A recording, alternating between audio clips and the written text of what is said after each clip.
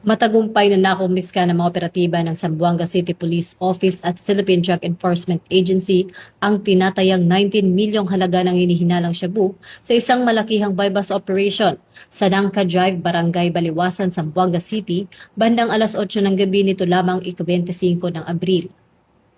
Ang operasyon ay nagresulta sa pagkakadakip sa isang high-value individual matapos makuha mula sa kanyang pagmamayari ang mahigit kumulang 2,800 gramo ng ilegal na droga. Isinagawa ang naturang paghuli sa pamamagitan ng pinagsamang puwersa ng Police Station 6, Police Station 7, City Police Drug Enforcement Unit at 2nd City Mobile Force Company, katuwang ang Tactical Operations Wing Western Mindanao ng Philippine Air Force.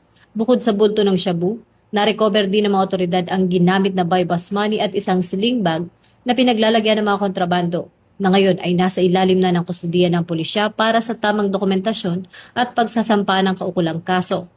Ang tagumpay na ito ay bahagi ng focused agenda ng PNP, partikular na ang Enhanced Managing Police Operations na naglalayong buwagin ang mga drug network sa bansa sa pamamagitan ng intelligence-driven na mga huli. Samantala, hinihikayat naman ang publiko na patuloy na makipagtulungan sa bagong PNP sa pamamagitan ng pag-uulat ng mga iligal na aktibidad upang matiyak ang isang ligtas at payapang komunidad para sa lahat. Ako po si Patrolwoman Sari Bernales, nagbabalita para sa Police News Network. At ito ang bagong PNP para sa bagong Pilipinas. Serbisyong mabilis, tapat at nararamdaman.